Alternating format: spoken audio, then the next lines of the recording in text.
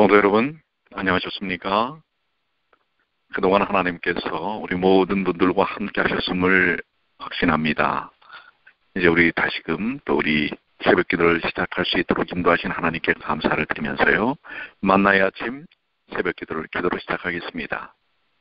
하늘에 계시는 사랑이 많으신 아버지 하나님, 그동안 잠시 쉬었던 새벽 기도를 다시금 저희들이 재개할 수 있도록 인도해 주셔서 감사합니다. 오늘 이 아침 새롭게 정비된 새벽 기도를 통해서 하나님의 말씀의 능력을 체험하는 귀한 시간이 될 수 있도록 도와주시옵소서. 성령의 인도하심을 통해 말씀의 깊은 영적 만나를 이 아침에 섭취할 수 있도록 인도해 주시기만을 사랑과 자비가 많으신 예수님의 이름으로 간절히 기도드리옵나이다. 아멘. 네, 오늘 평안하셨지요? 오늘부터 우리 다시금 우리 이 아침에 만나의 아침 말씀 묵상을 통해서 깊은 은혜를 경험하시게 되기를 바랍니다. 특별히 그동안 우리가 신약에 대한 부분들을 하나하나 이렇게 깊이 말씀 묵상을 했는데요. 우리 잠시 구약으로 좀 돌아가셔서 구약에 특별히 삶의 지혜와 오늘날처럼 혼돈과 가치가 변질된 그러한 세상 속에서 우리가 보다 더 하나님 중심적이고 또 하나님 중심적인 실질적인 삶에 도움이 되는 귀한 말씀을 우리가 말씀 묵상하도록 하겠습니다.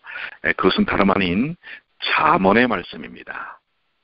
우리의 인생의 실질적인 지혜와 또한 삶의 능력을 허락해주는 귀한 말씀이라고 생각이 드는데요.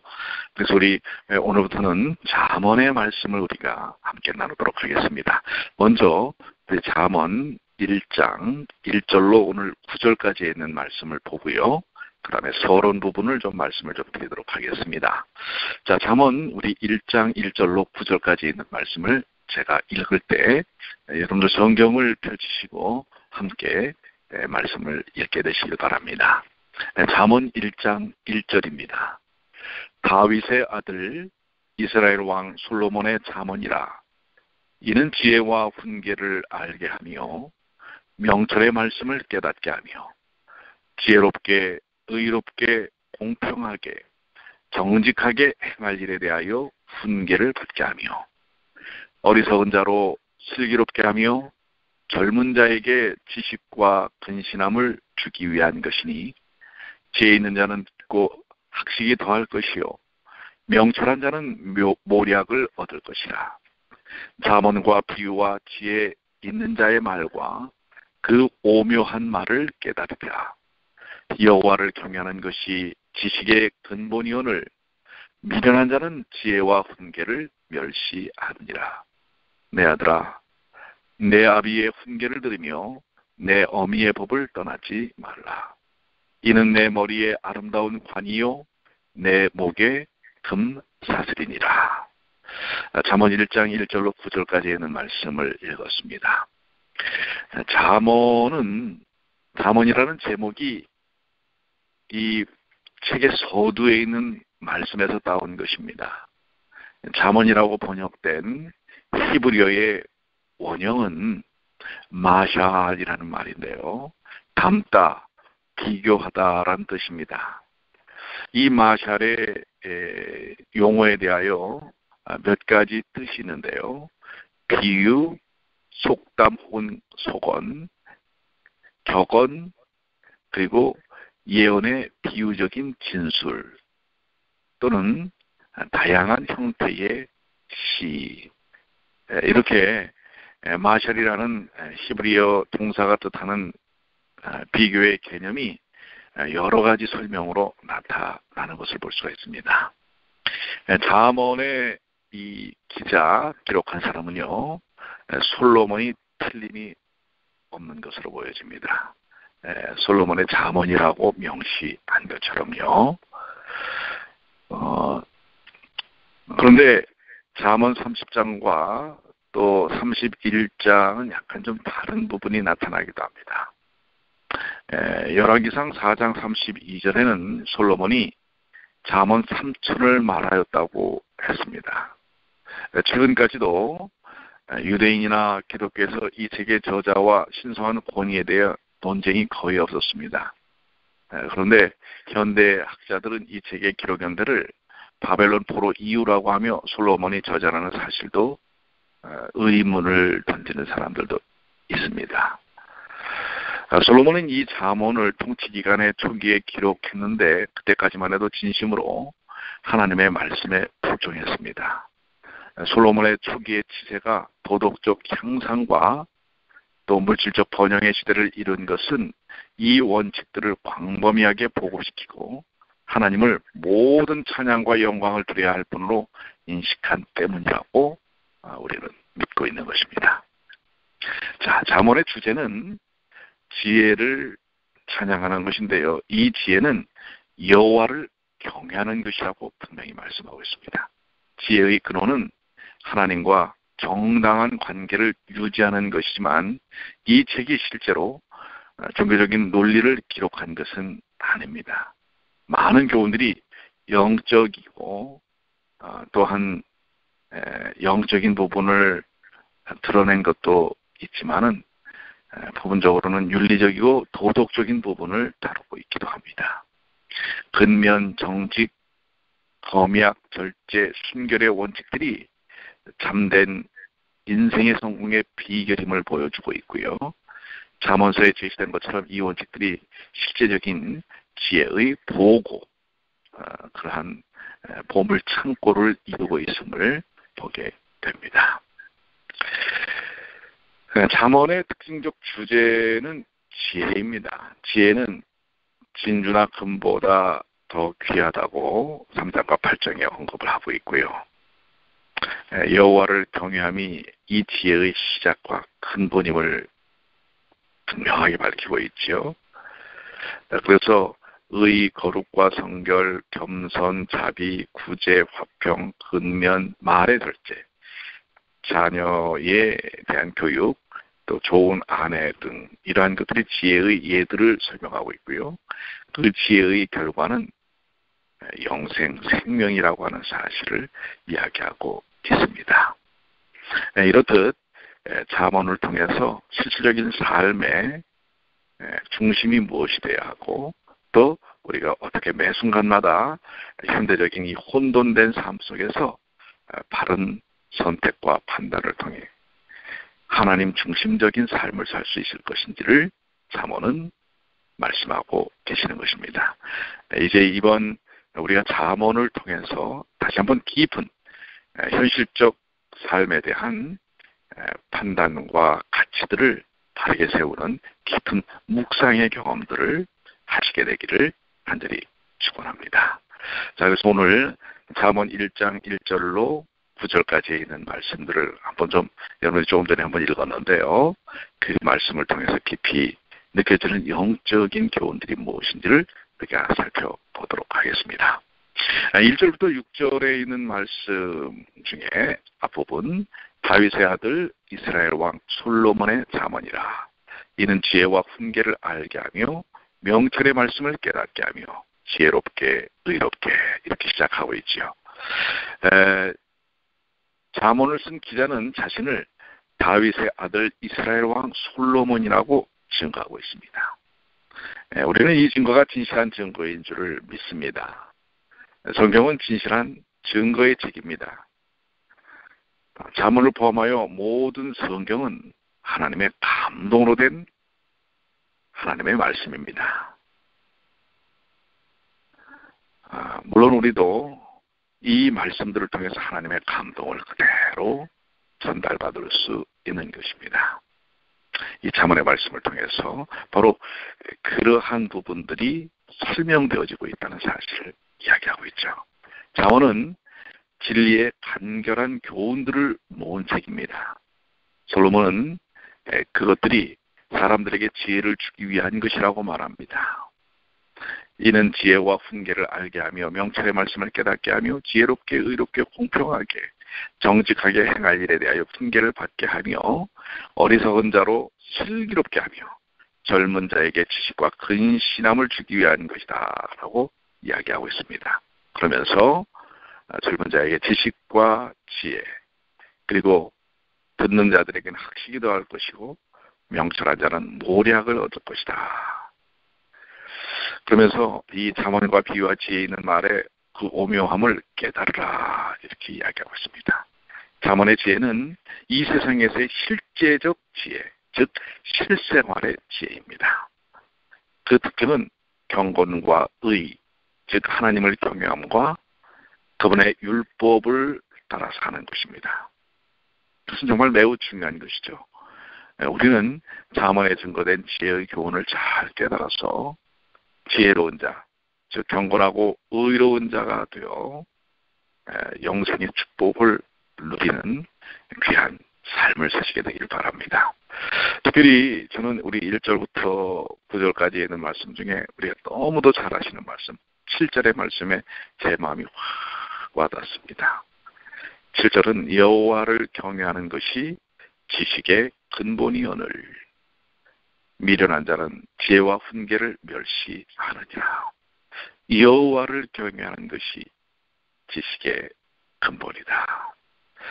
솔로몬은 하나님의 감동 가운데 여호와를 경외하는 것이 지식의 근본이라고 말씀하고 있습니다. 근본이라는 원어 레시스는 시작, 첫 번째의 것, 가장 좋은 것이라는 뜻입니다. 그렇죠? 하나님을 경외하는 것이야말로 가장 좋은 것이고 첫 번째 것, 우리의 포라이티 우선순위의 큰 첫 번째가 되어야 한다고 하는 것을 이야기하고 있습니다. 여호와를 경외하는 것이 지식의 시작, 즉 사람이 첫 번째로 가져야 할 지식이며 가장 중요한 지식입니다. 여호와를 경외한다는 것은 여호와께서 영원히 스스로 계신 참 하나님이시며 온 세상의 창조주이시며 섭리자이심을 알고 그분의 전지전능하시고 거룩하신 위엄 앞에 두려운 마음을 가지고 엎드려 경배하는 태도, 우리가 하나님을 향한 어떤 태도를 가질 것인가라는 태도를 말합니다. 하나님 알고 그분을 두려워하는 것이 모든 지식의 근본이며 시작이며 가장 중요한 지식입니다. 여기에 이 두려움은 공포가 아닙니다. 경외입니다. 아주 강력한 존경심입니다. 그 존경심은 하나님께서 온 세상을 창조하셨고 또 통치하시는 분이심을 인지하고 인정함을 통해서 오늘 우리의 표대 없이 사는 어떤 것이 옳고 그름인지 혼돈한 세대 속에서 나침반처럼 정확하게 남과 북을 가리키는 그러한 삶을 제공해 줄 것입니다. 솔로몬은 또 미련한 자는 지혜와 훈계를 멸시하느니라 라고 말하고 있습니다. 지혜로운 자는 하나님을 경외하고 참 지혜를 존중하고 그 지혜를 사모하지만 미련한 자는 지혜와 훈계를 멸시합니다. 그렇습니다. 오늘날 가장 큰 문제는 진리와 진실의 말을 듣지 않는다는 것입니다. 모두가 다 자기의 고정관념, 자기의 인식 속에 사로잡혀서 다른 사람의 말을 듣지 않을 뿐만 아니라 하나님의 말씀까지도 듣지 않는 것이 가장 큰 문제라고 이야기하고 있는 것입니다. 그것이 바로 미련한 자의 특징이라고 하는 것이죠. 여기 훈계라는 말은 징계, 훈련이라는 뜻입니다. 우리를 바르게 훈련시키고 이끄는 그런 지혜의 말씀들을 이야기하는 거죠.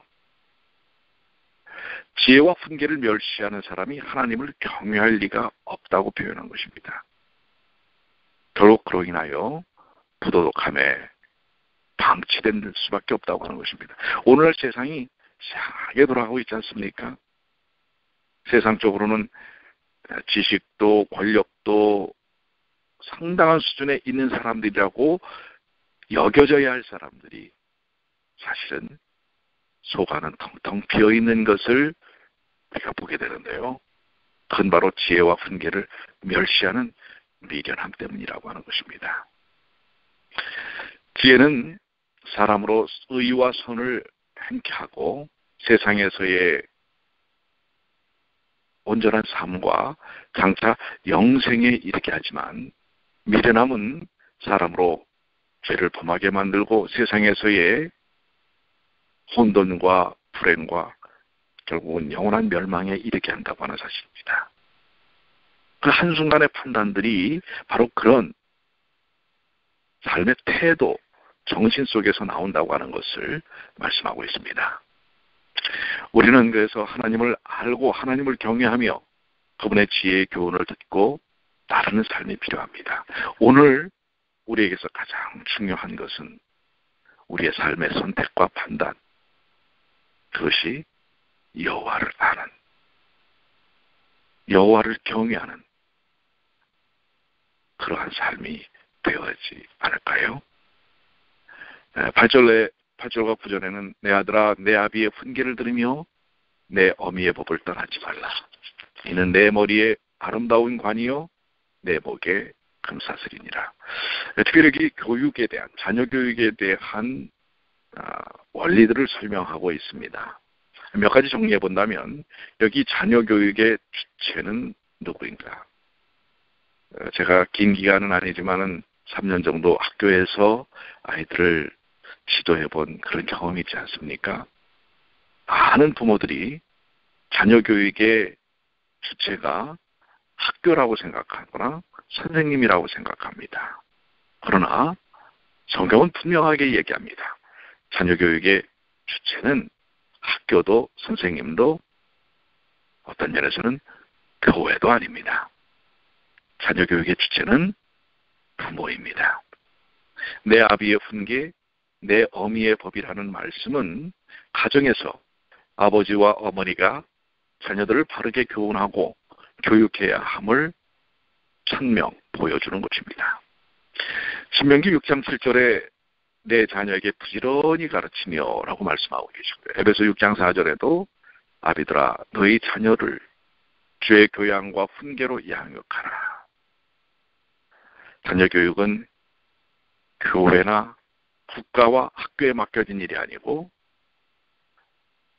가장 중요한 일체적으로 부모에게 맡겨진 일이라는 사실을 다시 한번 기억하시게 되길 바랍니다.